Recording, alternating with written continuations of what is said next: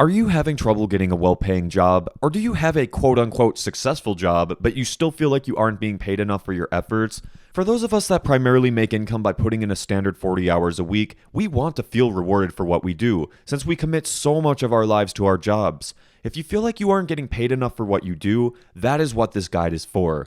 I'm cutting through all of the cope and doom posting about jobs, and I am going to give you an objective path through on all of the essentials to getting paid as much as possible for the hard work you do.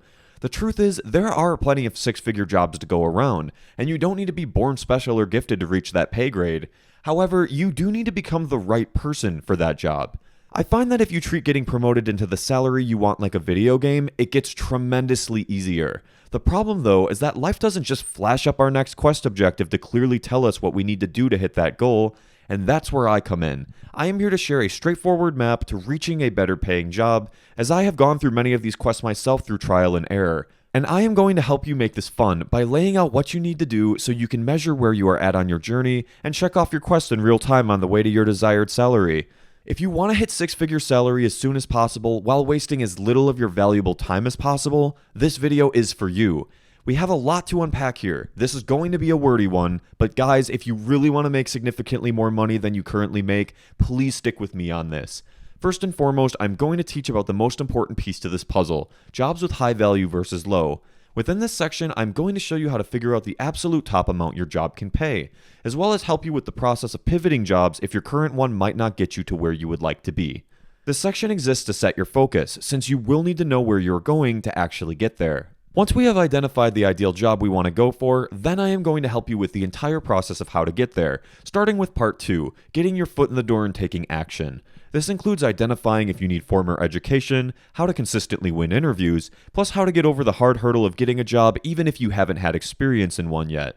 Once you have been able to apply parts 1 and 2, then we are in the end game, with the final part, making your dream income. This part will consist of some extremely important sections, such as how to identify if your job will be able to take you to your goal, including conversations to have with your manager, and when you should or should not job hop, as sometimes we need to do this if our current job doesn't present the opportunities to advance us to where we would like to be.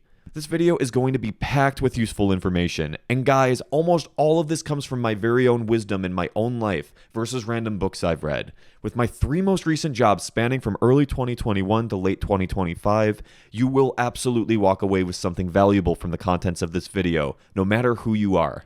Let's get right into it with part 1, high value jobs versus low. This part matters because to make high amounts of money, we need to be very objective and real about the monetary ceiling of your job title.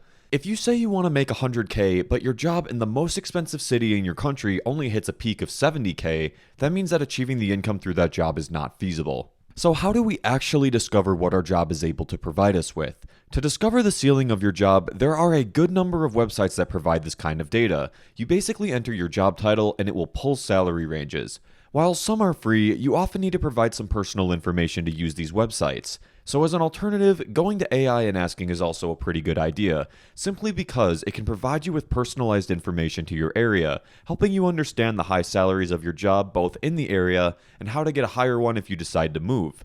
After doing either of these, you should have a good idea of if your job will get you to the finances you want or not. If so, great! But if you want to make even more than your ceiling, you can use these same websites that help you discover your peak salary and use them to see other jobs that might pay even higher. My personal favorite is levels.fyi, as it tends to list many high-paying industries, and even if you don't sign in, it will give you peaks at some of the better-paying jobs versus others. AI still helps a lot here, as if you have a potential job you are interested in, you can immediately ask prompts related to it, such as, what kind of education should I have for this? Is this job in high demand or extremely hard to get? Have there been any openings for this job in my area? Things like that. I'm also going to bring this up sooner than later, but for some positions, moving might be optimal to get you where you want to be the fastest. If you have reasons why you can't move, that is okay, but make sure to spend the extra time researching if getting a job like that in your area is even feasible. I highly recommend moving if you truly want a high salary and your town does not offer it to you, but if you can't leave your area, you may need to compromise on what is available. Your assigned quest for this section is to find a job that pays you an amount you want, with the actual job day-to-day work being something you could see yourself doing, as once you have made a decision on something you want, with a salary in a range you are happy with, then you can lock in and commit to the upcoming grind for that job. It's time for part 2, getting your foot in the door. This step won't have you immediately making the income you want, but it is necessary first steps for getting a better job that can eventually lead you to that income. Let's discuss what education you will need to achieve the job. Depending on what job you picked in the first section, I want you to dive deep into filling your brain with knowledge on what you are going to need to do to get that job. This includes searching job postings related to it to see what job requirements and qualifications they list, and most importantly, this includes seeing if you are able to work yourself into a job like this with or without college. While I personally believe anybody should be able to learn and work their way into a position without a formal college degree, there are some jobs that are 100% non-debatable that you will need a degree, such as being a doctor. This is why researching this now is important before you start applying. For some IT or programming related jobs, you can actually work your way up to the top strictly through hard work and moving up from learning in a company. You can also go for certifications that show you know stuff related to what they are hiring for. These are just paid tests that give you a fancy title you can flaunt on your resume and interview to show you know your stuff. So keep in mind that while college will really help with the job attaining process, if you are very good at something they are hiring for, and you can prove it, you can 100% still get jobs, meaning it is still worth applying for some positions with education requirements because you still have the potential to impress the hiring staff and get the job. So let's talk how to impress the hiring staff. It's time for the How to Not official guide on how to win interviews.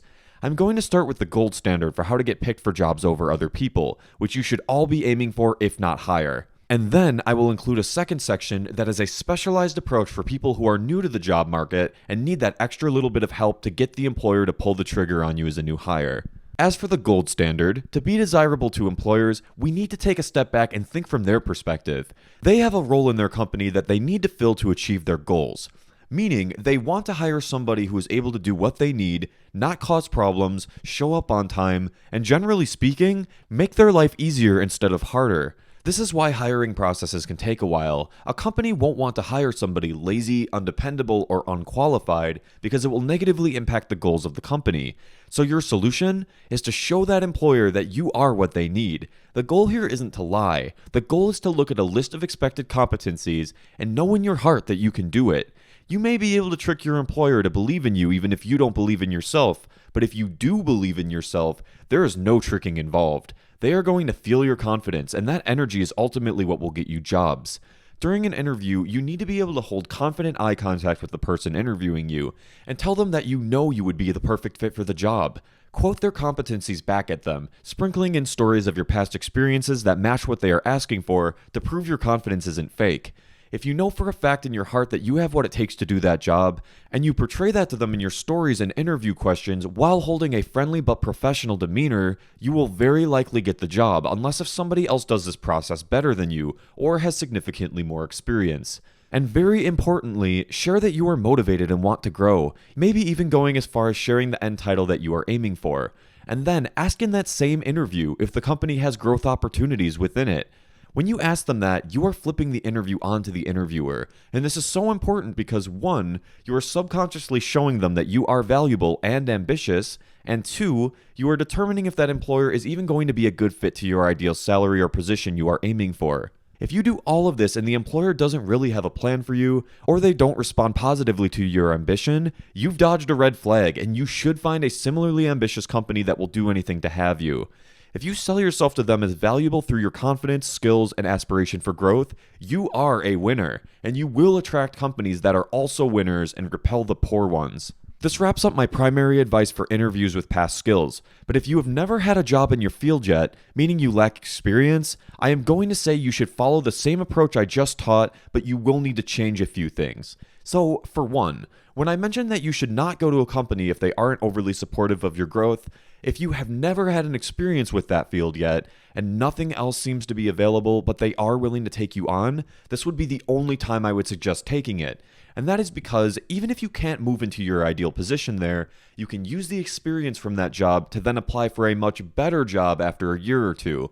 Essentially using your stories and experiences from that one to nail the next interview and get the better job. Employees in general are very picky with choosing people who don't have in-field experience due to them not wanting unreliability, so it will take a little humility to understand that you can't be picky if it's your first job. Just go with the one who will take you on, build your skills, and then you can be picky with your next one. And when interviewing for your first job, even if you don't have any job skills or experience stories, you should still be sharing stories from how you built those skills, why you are good at it, and still share why you are a good fit for the company, even including why you think you would be good at skills you have not yet been able to do. If you keep trying companies, even being willing to move your location, somebody eventually will take a chance on you. And that first job truly is the foot in the door to then achieve your end goal. If either of these subjects regarding interviews are important to you guys, and you want a full-length video on either subject, please comment and let me know which, if not both. I have a ton of experience in both having to apply for tons of jobs with no experience, and a ton of experience in being confident and capable to land fantastic jobs. So there is much more wisdom to this that I am willing to share. Your quests for part 2 are to meet the competencies of jobs that want to hire you, and to interview with confidence and sharing your strengths, as many times as necessary until you get the job. If you've watched the whole thing to this point, you are insanely awesome, so here is the end game. Part 3, making your dream income, achieving your dream job. This section starts by implying that you are currently working a job with some relevance to what your ideal position is. The goal here is to close the gap between your current position and dream position so you have a clear track ahead of how many years or things you may need to do to get there. If you have achieved the step of finding a good company that supports your growth and aspirations, schedule a meeting with your boss or talk to them in a one-on-one if your company does those. Make it clear that you are happy for your position, but that you really want to do the job you are aiming for, and ask them what you can do to get there. If the company that you are working for actually has that as a career path, then you are now on easy mode, and your boss will likely be able to list what will be required from you over the next few years to get there. But not all companies may necessarily have that dream position available, meaning you can then ask your company if they have any positions you can work for that will help you on your journey to eventually get there. Or you can even ask if they are willing to pay for you to do training or certifications that'll improve your skill set, which also gets you closer to that job. The truth is, if you have a good boss, they are going to want to support you in your journey of growth. Even if that means you have to leave the company someday, they will very likely still help you. Having this conversation is the first step in the closing the gap process, as it sets expectations for where you are going in your current job, whether that be a clear path to that promotion, or lead you into another position that will make achieving that job easier. So let's talk job hopping. Job hopping is awesome because you can guarantee yourself instant financial promotions and position changes in as soon as a few good interviews. But if you have had that talk with your manager and your current company doesn't have an exact path for reaching that position, I would only stay around if they are going to help you with learning or reaching another position that will help in your experience to get your dream job. Backtracking a bit to part 1, we need to understand exactly what the competencies of people that hire for that position need, so we can check the boxes of what they are asking for, and then give them a solid interview using those competencies right back at them. So if they say they have a requirement like, you must have this certification, or you must have 5 to 6 years of on-the-job experience, even if your current job can't give you the position itself, it can give you the time and resources to finish meeting those competencies. So once you've met them all, you can then begin interviewing for your dream job knowing you have everything they are asking for. And if maybe your dream job is rare or in short supply, you should still be interviewing with bigger companies that hold that position, even if the job you take at first is in a lower one, because you can then work your way up to that job through that company. You can even be brutally honest about this in your interviews, saying that you have the goal of reaching that final position and want to prove yourself to the company and make a plan to get there. Again, showing confidence and ambition is a huge green flag for companies that are also ambitious and want high levels of success. The quest TLDR for this section is, have a path set through your current company to hit that job, or have a plan to maximize your resources in the current job for the sake of helping you job hop to one that can provide that position to you.